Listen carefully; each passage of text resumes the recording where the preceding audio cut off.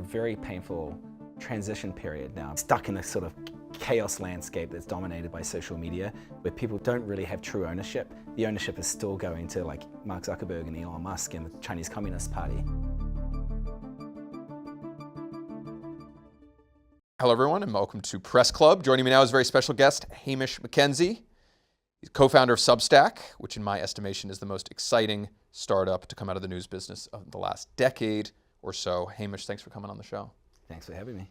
My producer tells me it's a big week for you as a native of New Zealand. What week is it? Lorde is coming out with a new album. That is a big week. Yeah, no, that's genuinely important news. Are you a fan? I'm a major fan of Lorde. Okay. Have you ever thought about getting Lorde or on Substack?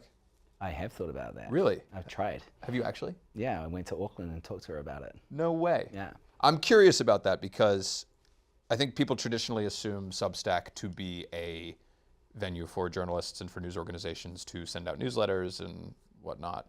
But you've also had politicians set up Substacks, Gavin Newsom.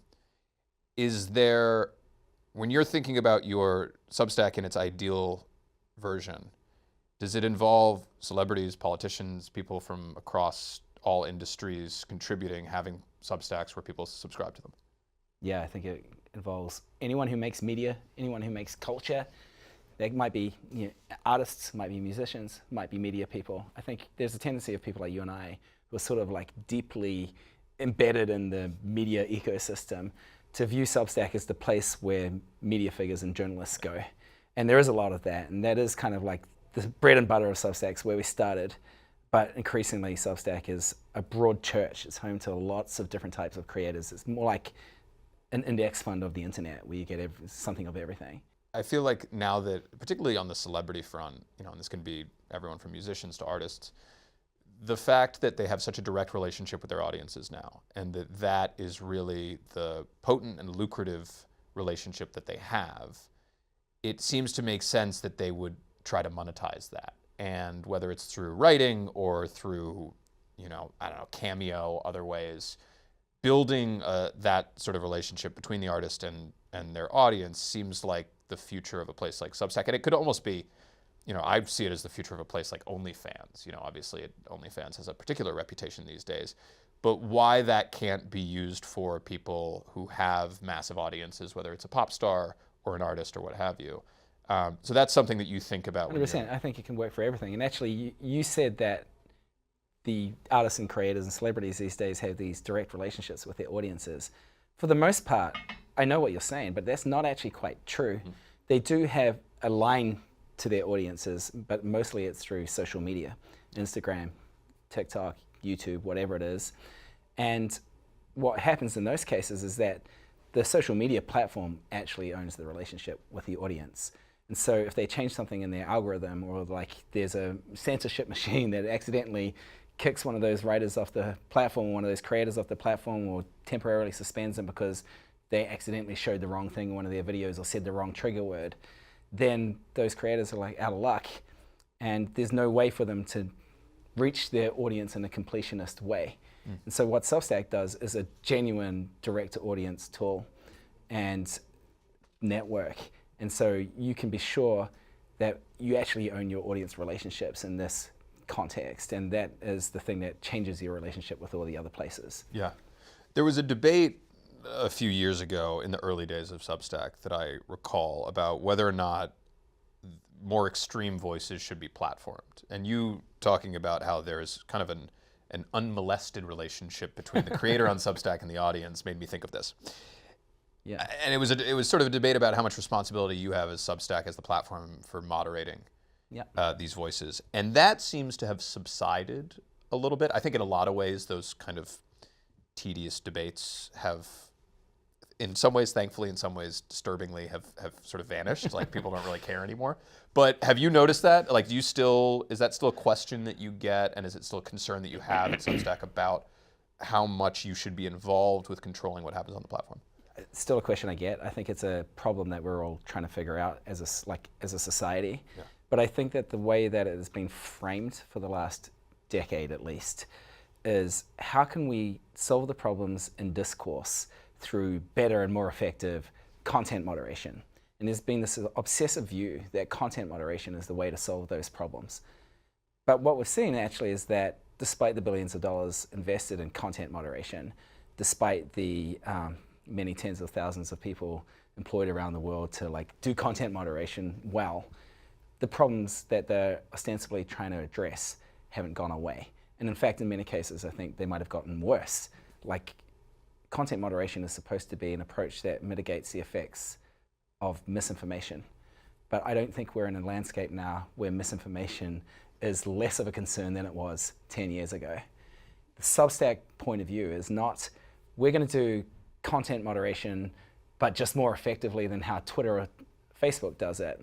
We actually think that is counterproductive. But we are concerned about solving the problems that content moderation attempts to solve. It's simply that our approach at solving those problems or addressing those problems is to change the system. And we think that is more effective. When you change the system so that it rewards different types of content and different types of behaviors and suppresses different things or just doesn't reward more negative types of behaviors, then you get a different cultural outcome. And the way that Substack does that is in what it chooses to monetize. We're not monetizing impressions. We're not monetizing a moment in a feed that is based around an attention game. We're monetizing trust relationships, which is what subscriptions are basically. So if you're a creator on Substack trying to win the Substack game, you've got to win trust relationships, which means showing up in a different way than you would show up in these other places that have all these bad problems. And so the cultural outcome is different, and the feed on Substack is worlds away from the feed on Twitter or Facebook. It's just a much higher quality discourse, a lot lower in toxicity, a lot lower in bull, which changes the game for how you approach moderation as well and platform management, which means that we can genuinely protect and uphold freedom of expression and freedom of the press, which are fundamental and under threat principles that need to be protected. Right, because it's when you think back to 2016 and when Facebook panicked about the fact that it had been used as a platform to spread misinformation and it started investing all this money in moderation, it didn't really help anything, and now they've totally... Everyone loves Facebook now. Yeah, it's great. But I totally agree with you that it's the incentives that need to be tackled, and I think people have had a hard time figuring out how you change those incentives, because obviously most companies, whether it's Twitter or YouTube, are incentivized to make money off of impressions, and that is not that doesn't encourage thoughtful commentary. What I'm impressed by, and I think you're right that the feeds on Substack are far more thoughtful than they would be on a platform like X, which has gotten pretty gross over the years. Because I could picture a scenario. Let me give you a counterfactual where somebody who pumps out toxic conspiracy theories develops an audience on Substack. They're obsessed with their content and they pay a lot of money for it. How is that not encouraged on Substack? Do you have a sense of why it tends towards the more thoughtful to have the setup that you do? Well, a trust relationship, a subscription kind of rewards integrity. Mm-hmm. And this is not to say that it's never going to be, there will never be bad things or bad people succeeding on Substack with the Substack model to some extent. It's the internet. It's an open publishing platform. There will be some of that. But it's worlds away from the ones that we have become used to over the last decade in particular. And those machines are almost designed in a way to encourage and reward conspiracy theories and misinformation and sensationalist type behavior and divisive type of stuff, because it's mostly geared towards superficially compelling content and a feed experience. And so the whole system design just produces a better outcome. It doesn't mean it's only wonderful, positive stuff, and I don't think anyone actually wants that. That's blue sky. It's a nightmare. That is not a positive experience from what I've seen of it. The people who succeed at that game, you're trading on your integrity, and maybe your integrity shows up as like, this is the thing I'm known for, and I'm just going to go hard at this.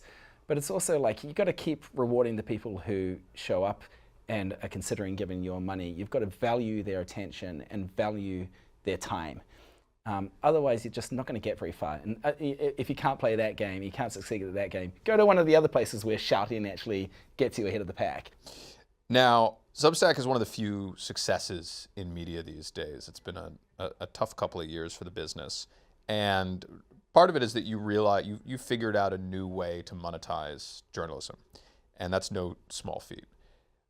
Perhaps, I think even more impressive, you started a successful company and then it's continued to grow. Which is like, hard game, yeah. Hard game, Yeah. Especially in the media business. I read that you added, I think, more than 1 million paid subscribers since Trump's election. Paid subscriptions, yeah. Paid subscriptions, okay, which brings... Well, since Trump's election, I'm not sure of the exact chronology, but the last million came very quickly. Very quickly, okay. And now the subscriber base or the subscriptions base is more than 5 million? That's right. Okay. How do you explain the growth of the platform since Trump's election? How do you think you were able... Because there are a few success stories since Trump was reelected, but there aren't many. A lot of other media outlets have struggled. How did Substack continue to grow? Yeah, I think one important distinction is that Substack is not the media outlet. It's home to many media outlets. Media outlets build on Substack, and they come at it at different angles. But one of the jobs that people who publish on Substack are doing is to help people make sense of a chaotic world. And we are in a really chaotic moment at the moment. And people are, for better or worse, it's just true, people are less trusting of the major media institutions than at any point in history. And that's a bad recipe in a time of such volatility, and when people are actively seeking to undermine that trust. And on Substack, at least, you can have a trust relationship with one person who you have learned is who's going to tell it to you straight, or is going to help you make sense of someone. And that one person or the small new institution doesn't have the legacy baggage of the other places that have, unfortunately, been a little bit corroded when it comes to trust. Not necessarily because of their actions, by the way, just because of how the world is going and how the internet has changed the media system. And so in a time of political volatility, and also when TikTok is facing a ban and creators are understanding more than ever how important it is to own their relationship with the audience, and when media continues its sort of volatile spin, there's a bunch of cable news people who are getting big on Substack now, like Jim Acosta, Terry Moran. Washington Post had a moment where Jen Rubin spun out of the Washington Post and started the Contrarian. The Contrarian, doing very well. Doing very well with Norm Eisen, and Tal Ness, who was a cartoonist who had a dispute with the editors at the Post. Cable news star gets ousted from CNN, say Jim Acosta. But I'm just asking broadly. Do you ever reach out to them and say, hey, come to Substack, or do they come? We do. You're doing an outreach effort. There's certain people who we just think are going to succeed with the Substack model. They're going to have more editorial freedom. They're going to make more money, and they're going to produce a kind of product that offers a different experience for their audiences than what the traditional institutions can offer. And so we tap them on the shoulder and say, hey, have you considered this? We've seen this work for people like you. We think you could do very well with it. Individuals and creators are having power to own their own operations and succeed at a greater level than was possible previously. So Jim Acosta, he's on Substack. Yep. He has a pretty enormous subscriber base. He got, close to 200,000 subscribers in the first week. Yeah, extreme. What do you see as the key to success on Substack as a writer? Or if you're trying to start a little bit of a news network like your Tangle News or the Free Press, how do you find success on Substack? It really helps to have a distinctive point of view and a distinctive voice, to be yourself and to speak to people in a non-performative way, where you're just having real conversations and you're telling your people, this is the world as I see it. I mean, it helps to be good, and it helps to be prolific and self-disciplined, so you don't need someone breathing down your neck to actually publish something. But I think having that courage to be distinctive and to be yourself is actually the secret ingredient. Yeah. Authenticity. Yeah. Which is pretty much the secret ingredient for anyone that wants to go into media these days. If you want to, and media these days, yeah, it didn't used to be though. No, it used to be that you got a job at the local paper, and then you got a job at the Boston Globe, and then you retired. Yep.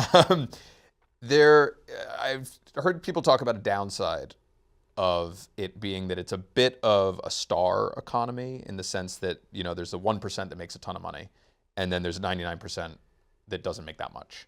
What do you make of that? Do you think that's accurate, or? It's a kind of common intellectual take on what's the problem with platforms. We have to complain about something. We do. Yeah, I know. I appreciate it. And other platforms do function in that kind of power law distribution where the whales just get bigger and then the network effects keep on helping them get bigger and the others are like scrapping for crumbs. I actually think the Substack model unlocks a different kind of long tail success where, yes, there are going to be the large ones at the top who are more successful than others for whatever reason, you know, their experience, they had an existing audience, or they're just extremely good at this game, and their network effects kick in and they keep on getting exposed to new audiences and that helps them grow. But with the economics of the Substack model, you don't need millions of people to be on your mailing list to be able to make a living or to earn interesting money or to say what you want to say and have influence. If you can find 1,000 people who are willing to pay you $50 a year, that's enough to live on in most places in the world. Maybe not New York, or it's enough that you have to share a house with 5 other BuzzFeed employees. Sorry, a small apartment. Small apartment. Yeah, house. Come on. And it's enough. And then like getting 1,000 people to pay you $50 a year is not easy. Like no. But it is a lot. But it's not a mind-blowing number of people. It's not a mind-blowing number. Yeah. It's much more attainable, especially for people who are used to like trying to speak to an audience and their numbers in hundreds of thousands or millions. It's much more attainable than other models. And that opens up a kind of like middle-class opportunity to people who maybe today aren't aspiring necessarily to be millionaires on Substack, but you know, possibly at one point down the track that might become an option open to them. But in the meantime, like you can be building your sort of boutique artisanal media business on Substack in a way that's very difficult to do in an ad-dominated model, where you actually do have to build up a really large audience before the first dollar even rolls in. Elon Musk tried to buy Substack. What happened there? He had recently taken over Twitter. He was a big fan of Substack. He saw Substack, I think, as kind of acting as a de facto paywall for Twitter because people would leave Twitter to go and subscribe and pay to their favorite Substack writers or creators. And he wanted Substack to be under the Twitter umbrella and proposed it. And we said we weren't interested in doing that. And so instead he declared war on Substack. Oh, I remember he declared war. I completely forgot about that. Yeah, he nuked mentions of Substack. Is that still happening? Links. It's happening in some forms, but it's not as extreme as it once was. There was a hot period of a week there where you couldn't even search for the word Substack in Twitter. I remember that. It would just return results for newsletter instead. That's how you bring free speech back to Twitter. Yeah. You knew Elon Musk. You worked at Tesla, and you wrote a book about him and the company. What do you make of his last 6 months, last year? What have you thought of it? Oh, well, fascinating. Destabilizing in many senses of the word. Consistent with the personality he's always had, just really? Sort of. Because a lot of people would argue that he's fallen, like, you know, that he has fallen off some sort of. Well, he's gotten very interested and engaged with political discourse and then politics. Right. And the extent to which he did that in the era in which I knew him, which is 10 or 11 years ago, he was involved in a very different way behind the scenes, trying to influence people, trying to show like his view of the world and doing something that was much more like diplomacy, but from like a CEO perspective. I think he got frustrated to the point where he decided like, this isn't going to happen. The world's not going to change in the way I think it really needs to change unless I get involved. And then because politics today is influenced to a disproportionate extent by the culture of Twitter, X, that he saw that the way to play the game in this moment is to sort of carry over the rules of that game into the real world politics, and it worked. Yeah. But it's expressed in a very coarse way. Yes, that's one way to put it. Would you ever consider going into business with him at this point, or? No. No. Very diplomatic answer. Do you ever see yourself partnering with any of the tech giants, Google, Meta, anyone like that, with Substack?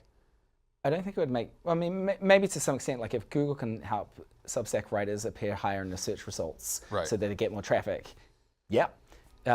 maybe there are some things I haven't imagined that's possible with Facebook or Instagram.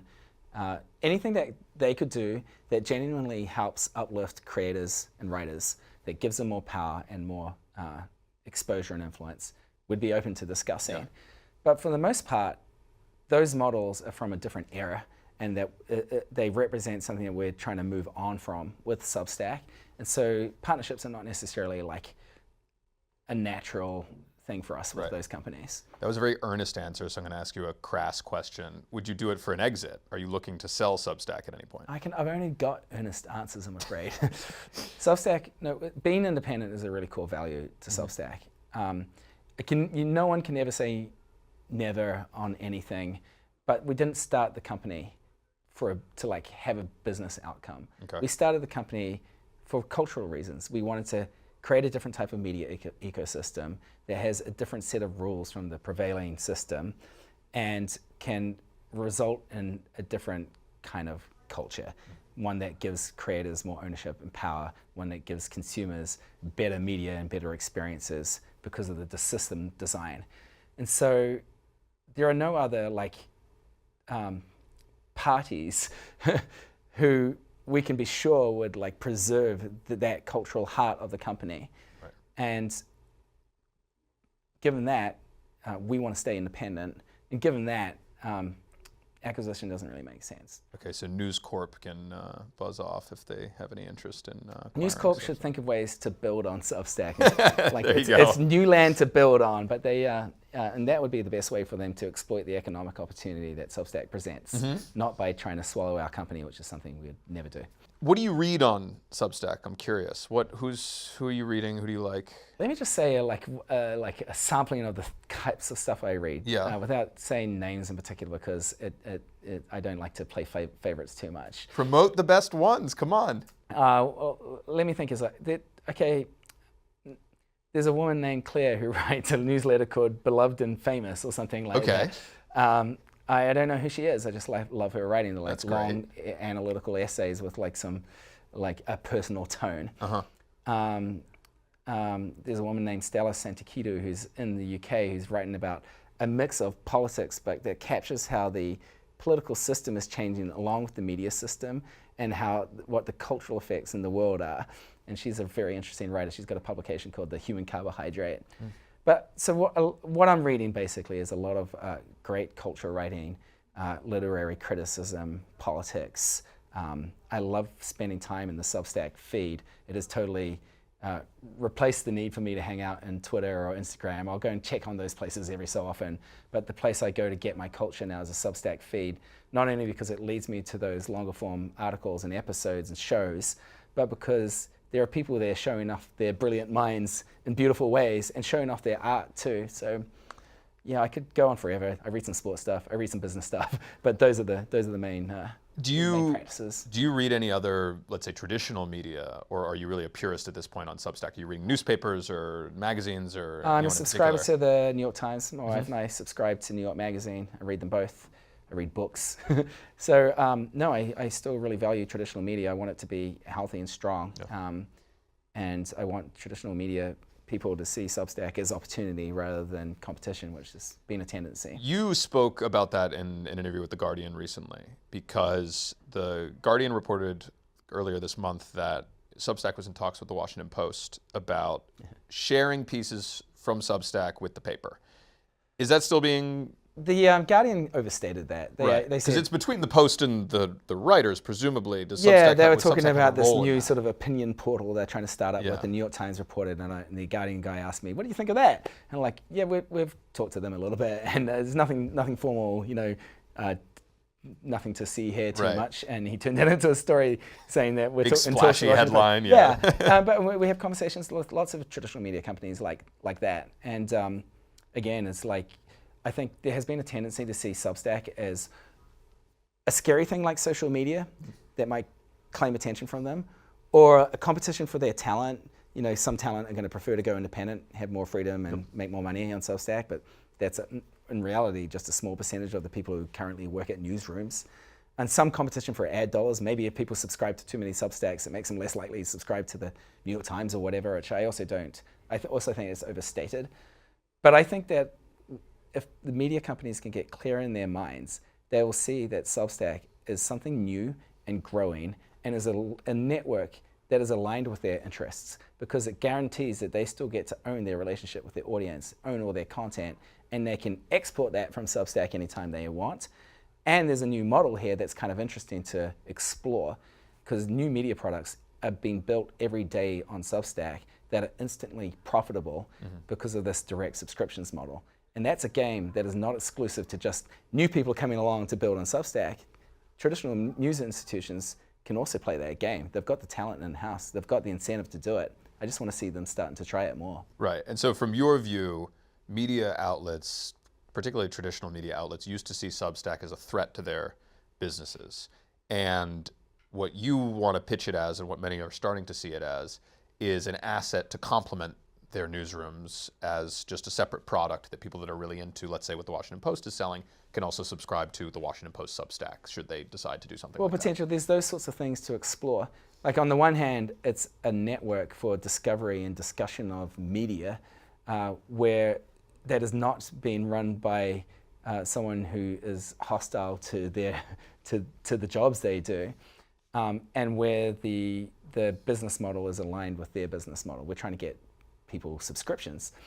And on the other hand, it's like a place where they could build entirely new products. Like all these media companies should be building Substacks in various guises. And in some ways, maybe they also want to like tap people who are publishing on Substack on the shoulder and say, hey, do you want to be part of our network? Maybe we can't hire you onto our payroll because you're making too much money on Substack, but maybe we could republish some of your stuff, or we could cross-market to your list, or we could cooperate on some other things. I think there's so much interesting area to explore and innovate on, and that's starting to happen, finally. But people first need to get out of the defensive crouch where they see Substack as kind of like a new scary thing that might take away their business. It's an opportunity as far as I can see. And when you're looking at the next 5 years of Substack, what are you excited about? Is it the video pivot that you guys are doing, and how would you explain that? I don't see it as a video pivot. I think it's like, on Substack, you don't subscribe to a particular format. You're not subscribing to video or text or audio. You're subscribing to a person who you trust, or a new little institution that you trust. And those people want to express themselves in text and video and audio, or like one or the other. And consumers also want to consume in video or audio or text. And increasingly, with AI, they can just click a button and turn the essay into a video or whatever they want to do. So we just totally need to support those formats, but we're excited about that as well. There's a tremendous wealth of people who make great media in the world who are more video oriented than text oriented. And if we can take the Substack model to them so they can get more ownership and control and make more money, then they're going to produce better stuff that serves audiences and the culture better. Again, we're trying to move people away from the culture of social media, which incentivizes types of behavior and content that don't necessarily help us move forward together as a people, to a different kind of culture that is based on these trust relationships. I think it's hard for a lot of people to be optimistic about the media industry these days because of just how much it's been battered and how it's shrunk and how basically the economic model doesn't really work anymore. Substack is one of the few places that has actually done something about that and tried to create a new model for news and for writing and journalism. Are you optimistic about the future of the news business in particular, and how do you see it getting out of the problems that it's in now? I'm massively optimistic about the media, about culture, about news, everything. I think we're in a very painful transition period now from the old world to a new world, and stuck in a sort of chaos landscape that's dominated by social media, where people, the creators in particular, don't really have true ownership. The ownership is still going to Mark Zuckerberg and Elon Musk and the Chinese Communist Party. But the Substack model demonstrates a way where there can be a direct-to-audience era for the media, and a new generation of voices, where they can not only have a voice, but they can also get economic power. So there can be a true reorganization and redistribution of media power. And in that world, there can be many more winners than have ever existed before. But we're in a transitional state. It takes a long time. It has been taking a long time to get there. But the way, I liken it to kind of when we move from railroads to roads, the need for transport didn't go away. So the people in the railroad business, as less emphasis was being placed on railroads and more was being placed on roads, might have felt, oh man, the transport business is really these days. But the transport business was moving into a vastly more exciting, more flexible, more valuable era, and the road system just took over the railroad system. Interestingly enough, though, the railroad system didn't go away. It still serves a really valuable purpose. There are still major companies and major players in that space or in that sector, but there's also this other system that invites new possibilities that is really flourishing. Hamish McKenzie, thanks so much for coming on Press Club. Really appreciate it. Thanks very much for having me.